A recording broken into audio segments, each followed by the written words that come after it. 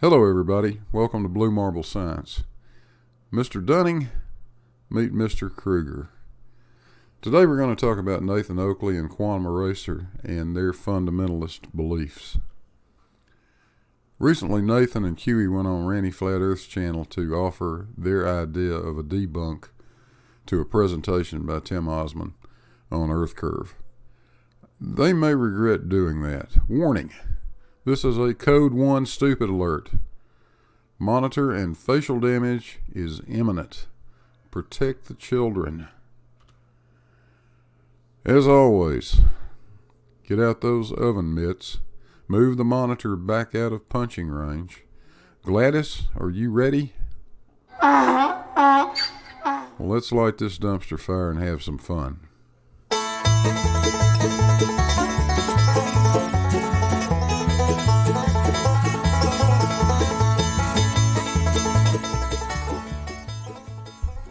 Nathan Oakley and Quantum Eraser with more flat earth stupidity.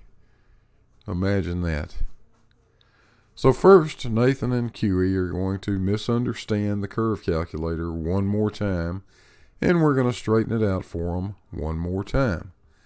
After that, Quantum Eraser and Nathan are going to show exactly how little they know about thermodynamics and how they have no idea how entropy works. Somebody hold my beer. Unbelievable. 2456. Seeing Strong's Knob. This is a actual place, so I didn't capitalize it. Sorry about that. Start to be obstructed by what is called flat water. And to me, flat water looking above the flat water. And if you think about it orthographically, in other words, Muppet vision. Yeah, Muppet vision. Orthographic projection's been around for an awfully long time. You make yourself sound pretty uneducated when you say things like Muppet vision. Orthographic projection is simply a way to take a three-dimensional object and represent it in two-dimensional space, like on a drawing. If you've got the little house that you see down there at the bottom of the page and you look down on top of the house, you see that view. If you look at the end of the house, you see that view. If you look at the side or the back of the house, you see that view. That's orthographic projection, John, not Muppet vision. Even though that's kind of like heresy to some people, you would expect to see the whole thing, and we don't near the ground. Oh, I wonder why. Can I interrupt again here? You've just got Sure. Shaking my fucking head. Right. So we've got, where shall I start from? No flat water looking above the flat water. Okay. And if you think about it orthographically, even though that's kind of like heresy to some people, right? Heresy to quantify this, which is absolutely a perspective view, with Muppet vision. Where, and for your audience members that don't know what we're talking about when we say Muppet vision, when he says orthographic, what he means is you'll have a picture of an observer here on the left hand side, and you'll have the target, the mountain, on the right hand side, and it's quantified in feet and inches. So let's say, for the sake of argument, that we're looking at a building that's 12 feet, it's twice the size of the man. So if you move that 12 feet closer, it's still going to say the same size in its representation. So it doesn't matter if it's here or here or here, it's still the same size. And in the picture, you see the side of your own head, Muppet vision. So while seeing the side of your own head and describing things in their actual sizes, as you move them around, you can move them indefinitely. It'll still say the same size, which means that you've effectively removed all aspects of perspective when you talk orthographically. So you figured out that an orthographic projection doesn't include perspective, eh, Nathan? Did you do that by yourself, or did Quantum Dum Dum help you out? Here's a picture, a drawing that I've made. I've got Tootsie over here on the left, and Tootsie's looking at two walls. The near wall is exactly half the distance from her as the far wall is, but notice something. The angular size of the near wall to Tootsie appears to be 10 degrees. The angular size of the far wall appears to be 5 degrees. These are still drawn at exactly the same size, but their angular sizes are different. You know, do you suppose this is why they call this an orthographic view and not a perspective view, Nathan? What do you think, QE? We do it this way because the dimensions are accurate. The dimension from Tootsie to each of the walls is accurately scaled. The size of the walls are accurately scaled.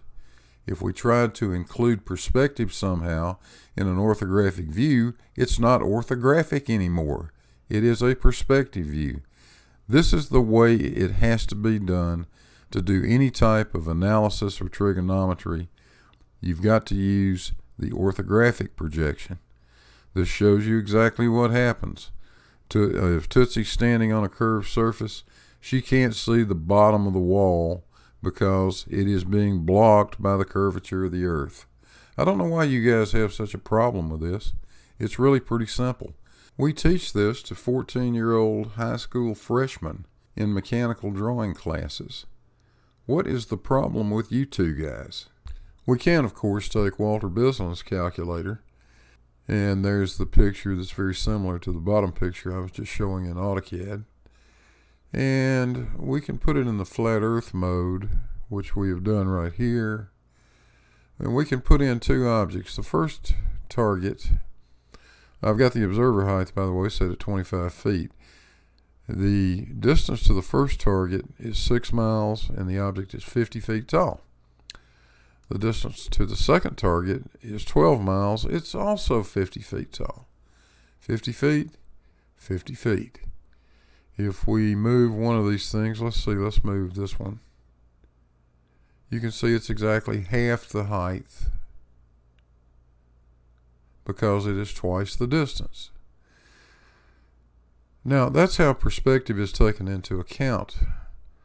Of course, we've explained this to Nathan and QE on many occasions in the past. They haven't learned by now, so I don't know why they would start at this point. But for what it's worth, the curve calculator, at least this one, certainly does in a visual graphic representation take perspective into account, and that's the only time it makes any difference, when you're doing a graphic presentation.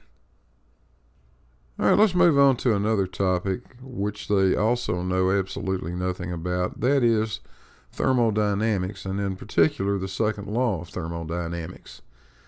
The concept of entropy apparently totally escapes these two. And then we had Georgie, the Pontiff Maximus from Retardia. He had to put his 2 cents worth in. This is what he had to say. Energy inputted to the Earth from the sun reduces entropy locally here on the Earth. Oh, really, George? The sun is the greatest entropy generator the world has ever seen. You retard. You're a perfect candidate. I'll tell you what. Everyone knows this. I mean, midsummer in Texas, the sun will friggin' burn a tire, clean off a tractor, right? It'll destroy the roof of your car and the bonnet, right? If you don't do something to protect it. Why? Because it's increasing entropy. And you're a perfect candidate for my skivvies experiment, right? This one right here. So what I want you to do, I want you to take your old wrinkly ass on the first flight out of Egypt, wherever you're at, head on down to either Hawaii, Texas, or Florida. This is what we want you to do. From 8 o'clock to 5 o'clock for a whole week, we want you to strip down to your skivvies, the underwear, skivvies experiment, that's why it's called that.